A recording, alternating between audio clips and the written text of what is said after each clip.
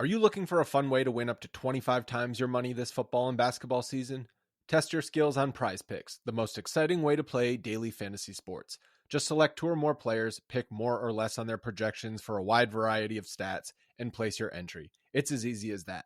If you have the skills, you can turn $10 into $250 with just a few taps. Easy gameplay, quick withdrawals, and injury insurance on your picks are what makes Prize Picks the #1 daily fantasy sports app. Ready to test your skills? Join the Prize Picks community of more than 7 million players who have already signed up. Right now, Prize Picks will match your first deposit up to $100. Just visit prizepicks.com/bluewire and use code BLUEWIRE. That's code BLUEWIRE at prizepicks.com/bluewire for a first deposit match of up to $100. Prize Picks, daily fantasy sports made easy. Support for this podcast comes from Frito-Lay and the 2023 Snack Bracket Championship. The Frito-Lay Snack-It Challenge is underway, and fans are voting on their favorite snacks to crown champion. We're talking about prime-time matchups between the best 64 snacks in the land. Will Ruffles Ridges reign supreme? Can Doritos defend their dynasty? Or will Smart Food use their smarts for a surprise upset? Only you can decide. Get in on all the action for a chance to win up to $1,000 or a year's worth of snacks. Let your snacks be heard. Just go to fritolaysnacket.sbnation.com to vote and enter for a chance to win. No purchase necessary. Sweepstakes ends April 3rd, 2023. Void where prohibited. Year's worth of snacks awarded in the form of 52 coupons, each good for 1 bag of chips. See official rules at fritolaysnacket.sbnation.com. Friends, not a ton of us in here yet, but that's okay because I am a little bit tired and I want to move on from this one because I got to go back to work tomorrow. Welcome. It's about 10:30 on Monday night, January 2nd. You are joining Mavs Party. The Dallas Mavericks just won their 7th straight game. They are now officially on their longest win streak since a 7-game win streak that they had during the 2011 title run. That was 12 years ago. That's how long it's been since they've won 7 games in a row. But it's hard to do. The NBA requires a lot of luck. Schedule luck sometimes, good players, etc. And, it didn't even happen last year when the Mavericks won 65% of their games after the new year. So it's something that should be celebrated. Luke Byrne in the chat notes that it is the biggest comeback of the season. And I sort of wondered about this. I missed most of the first half getting my kid to bed. When I saw the score coming, checking my phone, I was like, wow, this just seems like something they're going to have to pull themselves all the way back out of. And they did, which is nice, winning 111-106. Luka went nuts in the second half after a very pedestrian first half, got to the line a ton of times, was 18 of 22 from the line, spectacular. A hilarious 1 of 9 from 3, proving the axiom once again that he can either hit threes or free throws, not both. But the starters were also pretty good. Like the bench unit was obviously a little bit rough, but you go through the box score. Wood played a great game again. Tim Hardaway played a good game. Really glad his foot's not injured. That sort of freaked me out. Reggie Bullock with a heck of a rebounding game and hit 2 of 6 3-pointers. Volume for me is something that I'm going to be watching Reggie in the coming months because volume seems to be pretty important to whether he has a good game or not. If he's shooting 1 of 4, it's not good. If he's shooting 0 of 4, obviously not good. But I want to see him get 6 to 8 shots a game, just to see how things round out. Let me see here. Somebody is asking me if I can do something for them tomorrow. I don't know what that means there, Nicholas. I don't know how to work overtime for you tomorrow. I wish I could. All right. Let's come up on stage, say our piece, and then go to bed or back to something else other than this game. Krishna, what's up, man? Kirk, how are you? I'm okay. I saw the first half stats, and I was, the fact that Luka had that game, and then you look at the end, it's kind of shocking, but it shows how talented the guy is. Sure. I mean, I think the biggest, if you're to overreact to anything from this 7-game win streak, it's that he has finally, and this is he's part of why Dallas hasn't had a long enough win streak, because during his time in Dallas, he's not taken the shitty teams seriously. And 7 straight games, he's shown up and helped put teams to bed. And I think that is, if that's something that can stick, if that's something that he's sort of realized that he has to get up for every single game, then the Mavericks are going to be a force for a really long time. For sure. And I think you've talked about that for so long, and I've agreed with you on that. And I think it's not that you're saying this, but I think maybe a way people would misconstrue it is like he doesn't have the ability, but it's clear it's not. He doesn't have the have the focus ability because he's 23. Yeah. And that's the thing. Like, it's so easy to forget the guy's 23. Like, you're comparing him to guys like 38, and I don't have any fucking focus. So, I completely understand. Yeah, and I mean, like, we comparing to guys like Giannis and Jokic and Embiid, guys who are 27, 20, 29. Like, they're in the prime of their careers, right? They've gone through all this other stuff, and so it makes sense. But it's good, right? Like, we can talk about, oh, they won 7 games, but they're all bad teams. But, like, you look at this team. This team, prior to the 7-game win streak, had more wins against teams above 500 than below. And so, in a sense, this was kind of a bigger bogey, like a bigger demon for the team than facing teams that were really good. Not to say, that teams that are good are not going to be a challenge, but it's, can you get Luka up for these games? And, inadvertently, some of these injuries, I think, played a part in it. Like, I think Luka had to kind of reevaluate and say, like, look, this team is not good enough for me not to do anything on these nights. And it forced Kidd's hand. It forced Kidd's hand to play a more offensively oriented lineup, which I think is just sort of how the team is built right now. If you have 3 pretty good defensive players in Maxey and Dorian and Josh Green, and all 3 of them are hurt. But those 3 players are not good enough offensive players to really carry things the other way around. So I've sort of wondered if this team was going to go to a more offensively oriented mindset from kind of the beginning of the season. I just didn't understand how they were going to play defense. But to be fair, I didn't understand how the hell they played defense last year. I didn't get how it like strung together and worked, other than it was like they played real hard. So the fact that they've pulled through this, I'm not sure if they found something. Because I mean, starting Wood to me is like, congratulations. It feels like you start your good player, but it feels like the obvious thing to do. Yeah, right? But the fact that they won anyway, despite all the injuries, that feels important to me. Yes, I agree, because I think, I don't know about in the past, but it definitely feels like especially Dorian, right? Like, even if Dorian hasn't been playing well, Dorian is like kind of the heart of that team in terms of just his energy. Like, he's a rile you up guy. Like, he's just going to get people going. And you can see he's kind of been down the past, like, before he got hit, like, he was rolled out. Like, he's just been out of it. And the same thing with Josh. Like, Josh, we always talk about, he's like a spark plug for the team, right? Like, he just brings you energy. And so now you're talking about neither of those guys playing. And then, Maxey, who, we can have all of us have the qualms about, Maxey's offense, but defensively, he showed he's a really great player. And you lose those 3 guys, you definitely have questions about what this team does. And so it's really good that you get out of this 7-game stretch with wins. But like you said, where does this go? Because it feels like this is kind of what you should have been doing for a while. These are things that I feel like should have happened. And also, how sustainable is this? How different is this going to be? And it's weird. It's weird. Like, we won't know, obviously, for the long term and the long haul, and no one will know. But I'm just glad that, a game like this was easily one where I think, even just a few weeks ago, you're down by 18, you're down by 11, you say, okay, just throw it in for now. And sure. I'm glad that, Christian would, like, we can have whatever we want and think about whatever we want on the extension and things, but, he's been playing hard. He's been trying. And he's been a delight, and he's kind of well aware of the situation, but everybody's executing right at the right time. And sometimes you don't read too much into it other than to say, thank goodness this is working out. Yeah. I mean, like, it's a cliche, but you got to take it game by game, literally, because you just don't know what changes and how things change. So overall, I'm just glad that the team could get a win. Unfortunate to hear about some of the news around the league and in sports, but we'll see how it goes. And 71.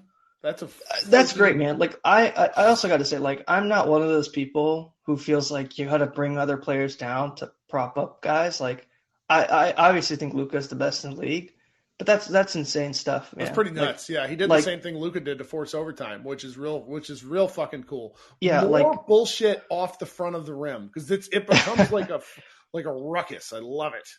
Like, it's great to see him play so well. Like, it's easy to forget the guy was in contention for Rookie of the Year, and he'd been a really good player for a long time. And you can see, like, he's in an environment where he just feels really comfortable and is ready to play, and that's great. And there's just so much top level talent in this league that it's kind of insane to think about. Like, arguably, only San Antonio has a player, like, doesn't have a player that you would consider like an all-star worthy player on some level, and that's kind of insane. Like, I don't know if that would have been possible a few years ago. And I really am just appreciative of how talented the league has gotten. And yes, some of the rules and things have definitely changed it, but it's just cool to watch. I watch it for fun. Like, yeah, is this fun?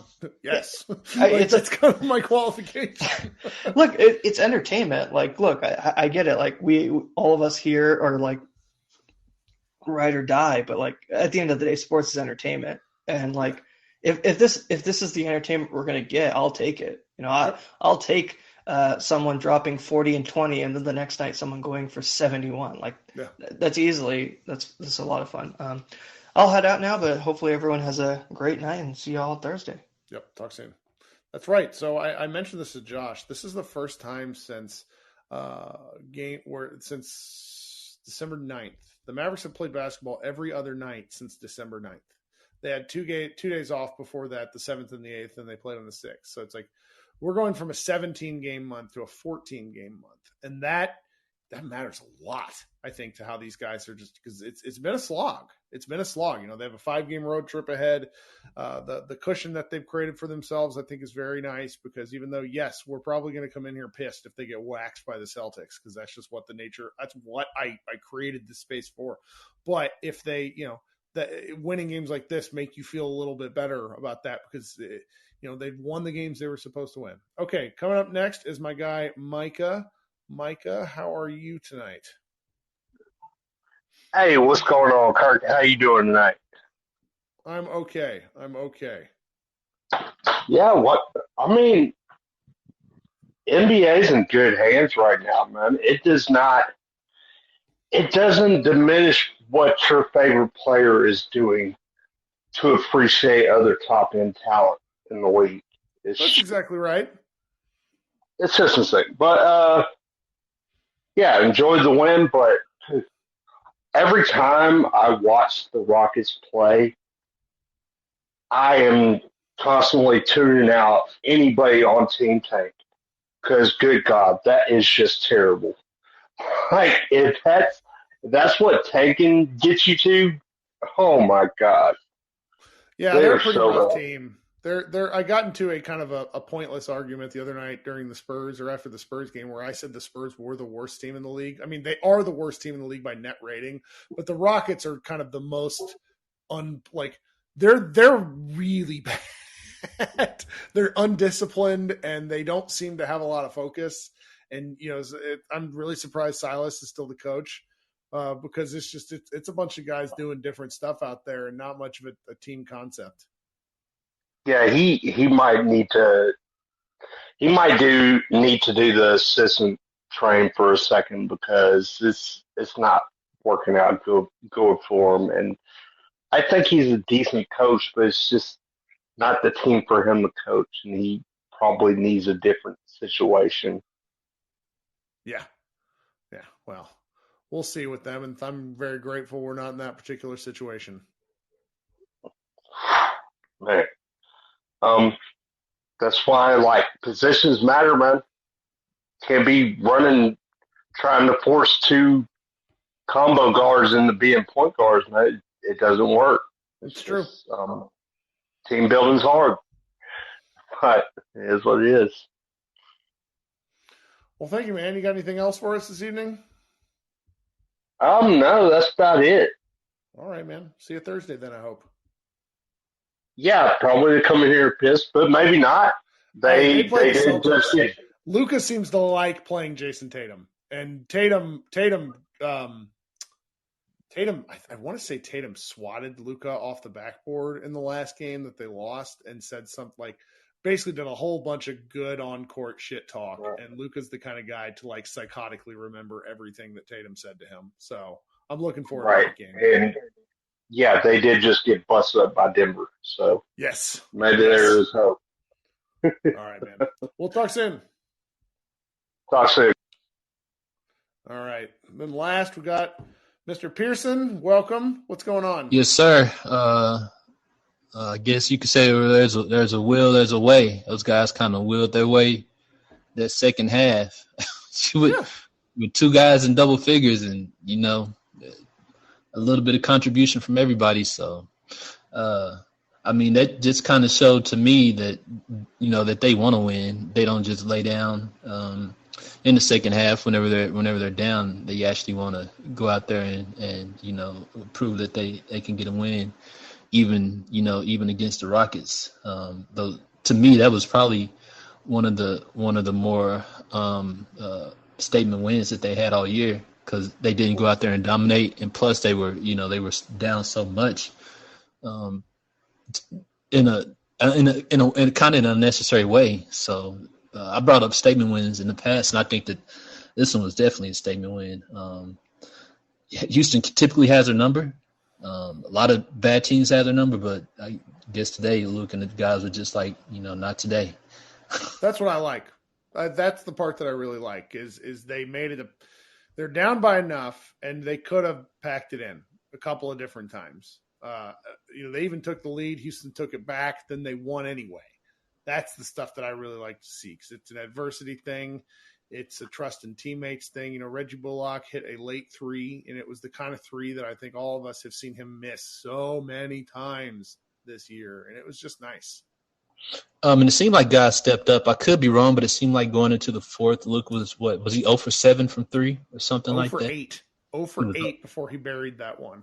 He was 0 for 8, and it seemed like he had missed one. He was 0 for 7, and Spencer had stepped up. So I think it was a lot of guys that were kind of contributing. But in my mind, I was just like, the main thing that was going through my mind was those fouls on Powell and Christian Wood. And Powell, he's typically in foul trouble. That's the whole time he's been in Dallas, he's always, it's either 3 offensive fouls or 2 defensive fouls. He's the last line of defense. And he